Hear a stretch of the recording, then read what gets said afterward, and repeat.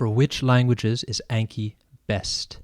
My name is North. This is my channel, North and his books, where we talk about languages, how to learn them, and about books, any form of literature, movies, TV shows, both in English and in a number of other languages.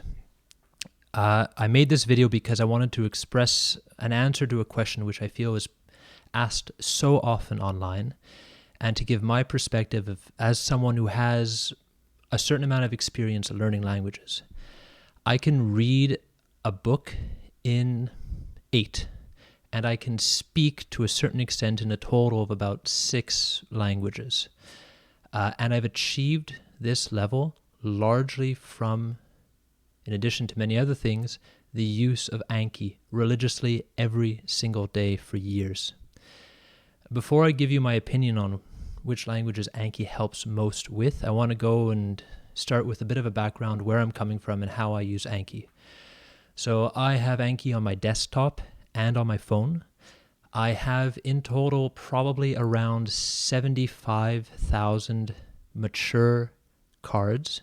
That means around 38,000 words or expressions, since every word has 2 sides, across a number of languages.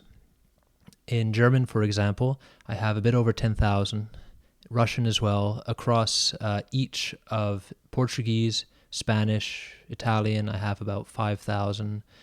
I have over 20,000 in Mandarin Chinese.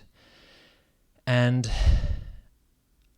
I'm a big believer in Anki in general. I'm a big believer in using Anki as a supplement to help you go from that lower intermediate level up to that upper intermediate level when you can start really reading books, as well as an aid to help you remember words that you haven't seen in 7 months, 8 months, because once you get to that higher level, you start learning words that are so rare, so difficult, that you're not going to see them every single day. You're not going to see them if you go to the supermarket and buy a bunch of apples. You're only going to see them in a few books here and there, but you still need to learn them if you want to be able to read those books or understand everything in the future. So I probably spend around 40 minutes each day on Anki doing reviews and doing new words. And it is something that I work quite a bit to maintain. And having used it for a number of languages with a variety of degrees of success depending on the language, I sort of came up with an opinion on which languages Anki is actually the most useful for. It wasn't equal across every single language. It wasn't like when I learned or started learning a bit of Dutch recently that I found it helped me quite as much as when I started learning Russian a couple of years ago. And I think the realization came to me that it was all about what the biggest hill is in the language that you're learning. So if you look at all the different difficulties that you have when learning a language, vocabulary, pronunciation, grammar, the ability to form a phrase yourself organically, the ability to understand spoken language fast enough to be able to digest it before they move on to the next sentence. All of these are different skills that you need to practice, and that when it comes to actually using the language, they have to be obviously combined together.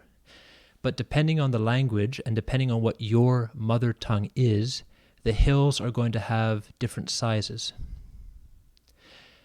To take an extreme example, there are many Italians or Portuguese speakers that like to learn a bit of Spanish.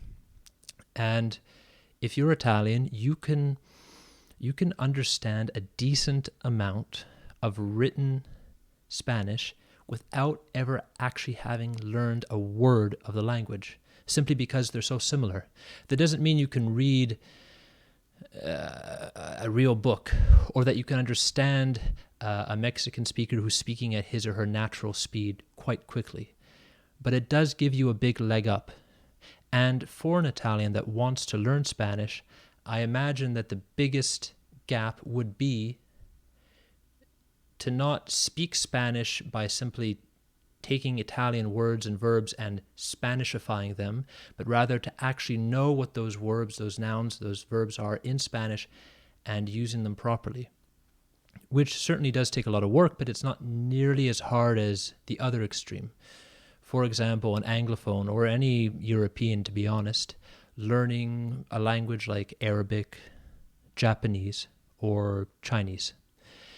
If you want to be able to read a Chinese newspaper or read a Chinese book for adults, you need to know thousands and thousands of characters. For example, the HSK, which is the closest thing there is to a standardized series of levels in Chinese fluency. There are 6 levels. The highest requires you to know about 2,700 characters, maybe a little bit more. Every single one of these characters has its own pronunciation. It is true that sometimes you can guess what one might be based on your knowledge of others, but in the end, it is an absolutely gigantic cliff of memorization required to be able to start getting through a page of a book or an article on a news site. It's huge. It's incredibly daunting. When I started learning Chinese, I would learn a little bit. I got to an HSK 1, 2, 3, 4 level where you're at about 1,000 characters, and I would look at native level text and I would just be blown away. I couldn't understand anything. Every single second character was something different. Every single second word was something I'd never seen before, and I would look it up and it was some synonym of something I'd already learned. There's no way to get around it.